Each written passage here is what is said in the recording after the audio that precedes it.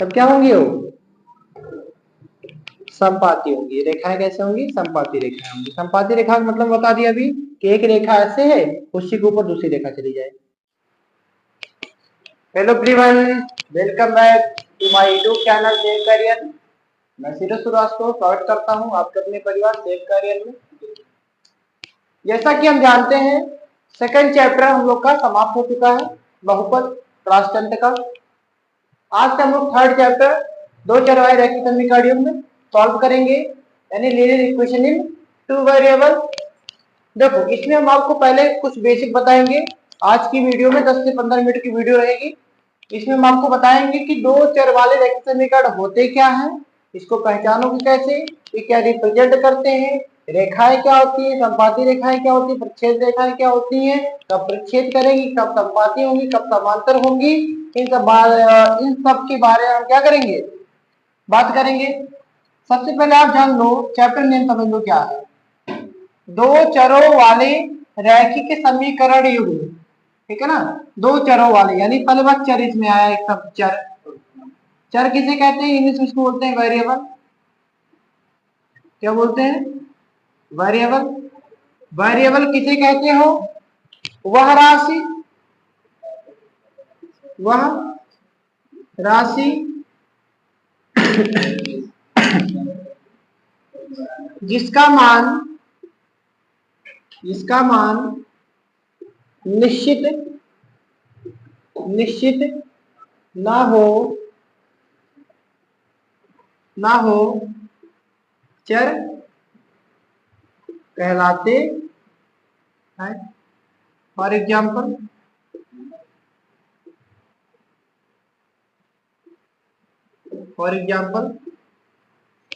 जैसे आप कहोगे एक्स वाई जेड, ठीक है ना, M N A B C, कुछ भी, ये सब क्या है?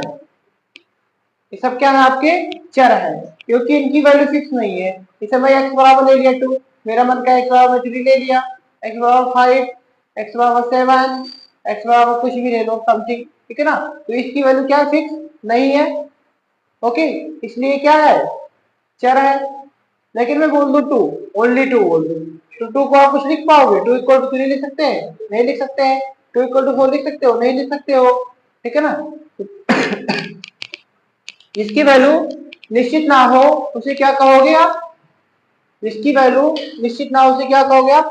चर कहोगे। यानी एक्स वाई जेड ये सब हो गए आपके, ठीक है ना। अब मुझे बताओ, इसमें एक वर्ड और उपयोग हुआ है, रैखिक। आपके चैप्टर में उपयोग हुआ है रैखिक। रैखिक किसे कहते हैं? रैखिक इसको बोलते हैं इंग्लिश में लीनियर। रैखिक, लीनियर। रैखिक किसे कहोगे?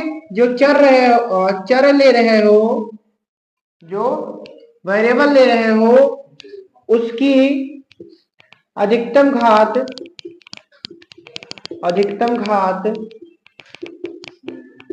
एक यानी 1 होनी चाहिए, तब उसको आप क्या कह पाओगे? रैखिक कह पाओगे। जो चर ले रहे हो उसकी अधिकतम घात कितनी हो?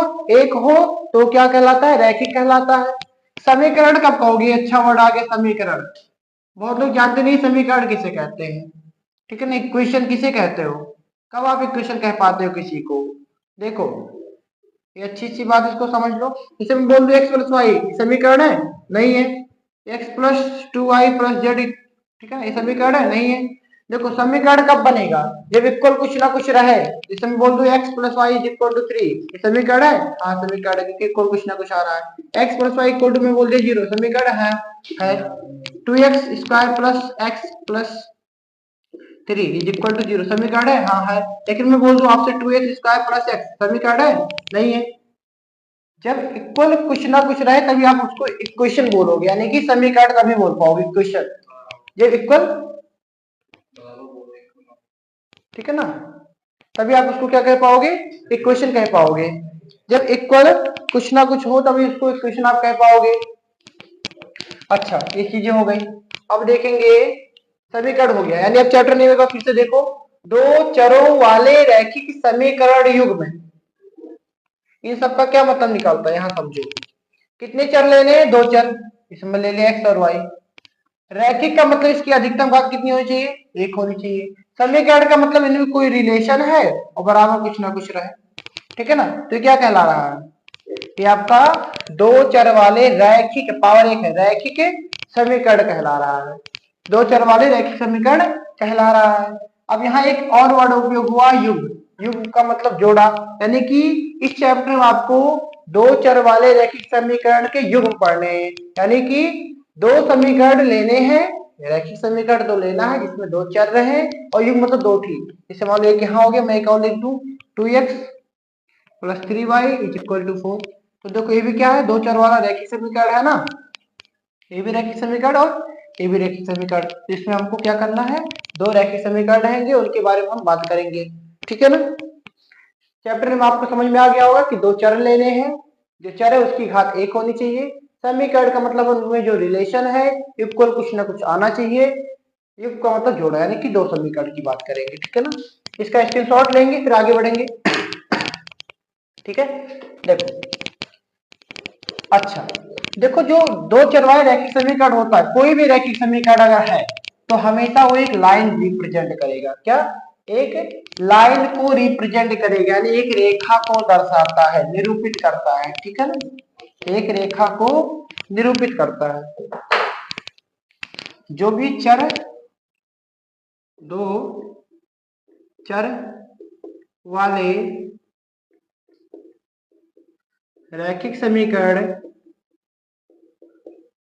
क्या करता है, एक रेखा यानी लाइन को निरूपित, निरूपित का मतलब रिप्रेजेंट करता है। दो चर वाले जो रैखिक समीकरण होते हैं एक रेखा को यानी लाइन को क्या करते हैं, निरूपित करते हैं। चलो, तो इसमें कितने चर, कितने समीकरण लेने हैं, युग्म मतलब जोड़ा यानी दो लेना है, यानी कितने लाइन रिप्रेजेंट करेगा, दो लाइन को रिप्रेजेंट करेगा, ठीक है ना। इसे मैं लिख दूं, इसे मैं लिख दूं x plus y is equal to 3, इससे एक रेखा बनेगी। इसे जब आप बनाओगे काटते तल पे इस तरीके से तो क्या बनेगी, एक रेखा बनेगी, इससे एक रेखा बनी। ऐसे में लिख दे कुछ और 2x plus 3y is equal to 5, इससे भी एक रेखा बनेगी। तो कितनी रेखाएं बनेंगी, दो रेखाएं, क्योंकि हमको कितने लेने हैं, समीकरण जो लेने हैं युग्म लेना, मतलब जोड़ा लेना है, यानी दो समीकरण, दो रेखाएं बनेंगी इस पे। मान लो कैसे बन जाए, अभी तो हम बना के दिखा भी सकते हैं आपको आगे, लेकिन x प्लस 5 मान लो ऐसे बन गया, एक रेखा ऐसे बन गई और 2x प्लस 3y मान लो ऐसे बन गई, ठीक है ना। तो दो रेखाएं बन गई, ऐसी आपकी कुछ ना कुछ बनेगी। अब इन रेखाओं की संभावना क्या हो सकती है, मतलब हम जिसे मान लो ये रेखाएं कैसे कैसे हो सकती है, मान लो दो रेखाएं हैं। अच्छा पहले इनकी मानक रूप की बात कर लो, इसकी मानक रूप की अगर हम बात कर लें, दो चर वाले रैखिक समीकरण युग्म के मानक रूप की बात करो, स्टैंडर्ड फॉर्म तो होता है a1x plus b1y plus c1 is equal to 0। दूसरा होता है a2x plus b2y plus c2 equal to 0, ठीक है ना। दो चर वाला देखो दो चर है रैखिक, इसमें a1 b1 c1 क्या है, ये गुणांक है, ठीक है ना, क्या है, गुणांक है, वास्तविक मान कुछ रहेगा। ऐसे यहाँ x y z, x y क्या है आपका चर है, इस पे पावर एक एक है इसलिए रैखिक है। समीकरण का मतलब इसमें रिलेशन इक्वल टू 0 दिया है, युग्म का मतलब जोड़ा यानी दो की है, ठीक है ना। तो ये क्या है, मानक रूप, इसको याद रखोगे। मतलब इसी के टाइप के एक ढांचा है, ठीक है ना, इसी के टाइप के आपके क्या रहेंगे, इक्वेशंस बनेंगे। और इसमें देखो पहला जो स्टैंडर्ड फॉर्म है वो एक लाइन रिप्रेजेंट करेगा, एक रेखा करेगा, दूसरा भी एक रेखा को रिप्रेजेंट करेगा, एक लाइन को रिप्रेजेंट करेगा, यानी दो लाइन हो गई। अब दो लाइन कैसे कैसे हो सकती है समझो ध्यान से। हो सकता हो कि एक लाइन ऐसे गई और दूसरी लाइन क्या हुई कि इसको ऐसे गई, यानी कि उसको क्या कर दी, प्रतिच्छेद कर दी। क्या कर दी, प्रतिच्छेद। पहला कंडीशन क्या हो सकता है कि एक लाइन दूसरी लाइन को क्या कर दे, प्रतिच्छेद कर दे, ठीक है ना, क्या कर दे, प्रतिच्छेद कर दे।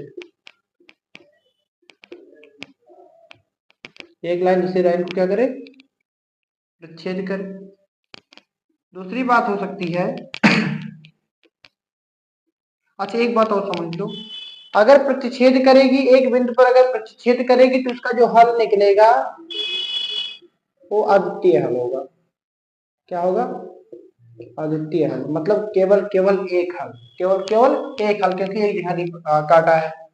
दूसरा कंडीशन हो सकता है कि एक लाइन है और दूसरी लाइन है, ये दोनों क्या रहे, एक दूसरे के समांतर हो जाए। कैसे हो?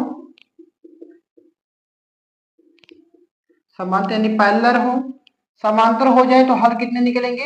ये कहीं काट रहे हैं एक दूसरे को, कहीं नहीं काट रहे, यानी हल मिलेगा ही नहीं, यानी कि कोई हल नहीं होगा, कोई हल नहीं। ठीक है ना? तीसरा कंडीशन क्या हो सकता है कि एक लाइन है और दूसरी लाइन इसी के ऊपर चली जाए, एक लाइन के ऊपर दूसरी लाइन चली जाए, इसको बोलते हैं समपाती। इन रेखाओं क्या बोलती हैं? समपाती रेखाएं। ठीक है ना? इन रेखाओं क्या बोलते हैं? समपाती रेखाएं।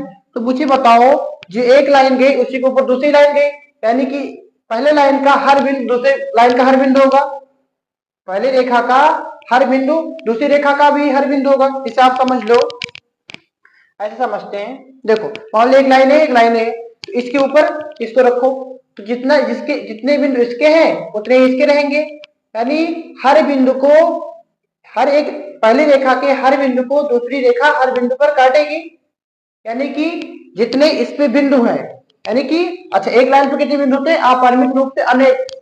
ठीक है, अनेक बिंदु होते हैं, यानी इसका जो हल निकलेगा, क्योंकि ये हर बिंदु पे काट रहा है, यानी अपरिमित रूप से अनेक हल रहेगा, अपरिमित रूप से अनेक हल रहेगा। एक बार देखो तो आ रहा है कि नहीं? अपरिमित रूप से, अपरिमित नहीं आ रहा ना? तीसरा नहीं आ रहा पूरा तो? ये नहीं आ रहा पूरा? देखो तीसरा यहाँ देख लेते हैं, वहां नहीं आता कैमरे में। तीसरा यहाँ देख लो आप।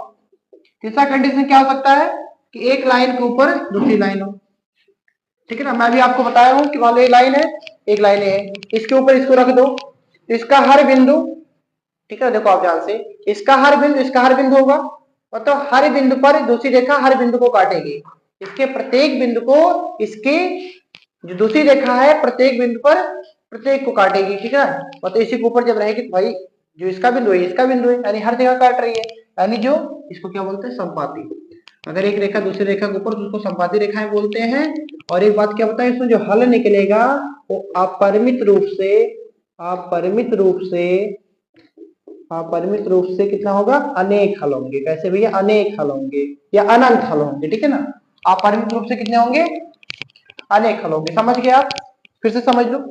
देखो इन तीनों के अलावा, प्रतिच्छेद करें, समांतर और संपाती, इन तीन के अलावा दो रेखाएं नहीं जा सकती है। आप सोच के देख लेना कि इन तीनों कंडीशन के अलावा ऐसा कोई कंडीशन नहीं बन सकता है दो रेखाओं के बीच। हो सकता है ये दो रेखाएं क्या कर दें? एक दूसरे को काट दें, हो सकता है एक दूसरे से समान दूरी पर यानी समांतर हो सकता है एक रेखा दूसरी रेखा के ऊपर हो जाए। इसके अलावा और कोई कंडीशन नहीं बनेगा। ठीक है ना? तो हम समझ गए क्या क्या, कि इसका मानक रूप a1x plus b1y plus c1 equal to 0, दूसरा क्या है a2x plus b2y plus c2 equal to 0। अच्छा एक बात मुझे बताओ, हमको कब पता चलेगा?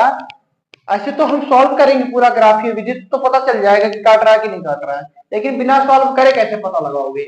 इसे उतना सॉल्व करना पड़ेगा ना पहले। मान लो कोई क्वेश्चन दे दिया 2x plus 3y is equal to 5, 7x plus 5y is equal to 7। ठीक है ना? तो आप कैसे बता पाओगे कि कौन सा कंडीशन है? रेखाएं प्रतिच्छेद कर रही हैं कि समांतर है कि संपाती है? ठीक है ना? तो इसके लिए क्या होता है? एक कंडीशन होता है, ध्यान दो। एक हम टेबल बनाएंगे, उसको आप इसका स्क्रीनशॉट लीजिए पहले। ठीक है ना? एक टेबल बनाएंगे, देखो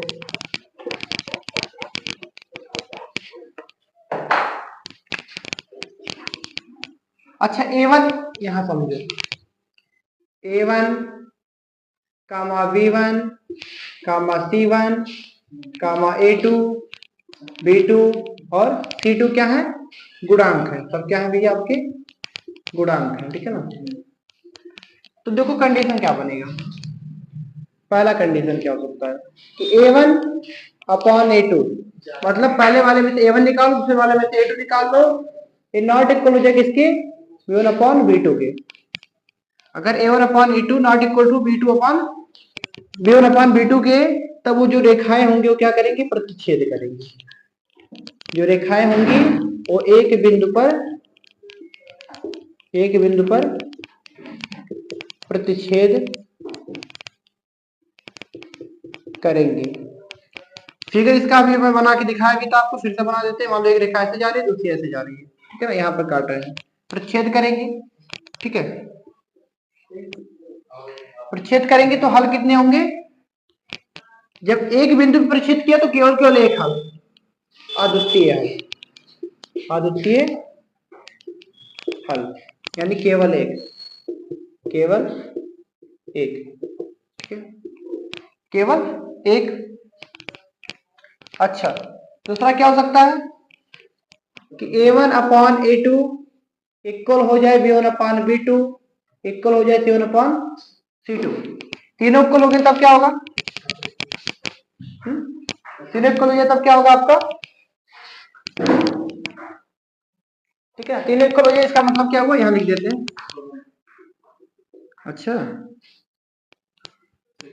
तीनों हो जाए तो क्या हो जाएगा, A1/A2 equal to B1/B2 equal to किसके हो जाए, C1/C2। तब क्या होंगी, वो समपाती होंगी। रेखाएं कैसे होंगी, समपाती रेखाएं होंगी। समपाती रेखा का मतलब बता दिया अभी कि एक रेखा ऐसे है, उसी के ऊपर दूसरी रेखा चली जाए, मतलब इसका पहले रेखा का हर बिंदु प्रत्येक बिंदु दूसरी रेखा के प्रत्येक बिंदु हो। जब हर बिंदु मतलब प्रत्येक बिंदु को काट रहा है, इसका मतलब क्या हुआ, अनेक हल होंगे, अपरिमित रूप से अनेक हल, अनंत हल मिलेंगे।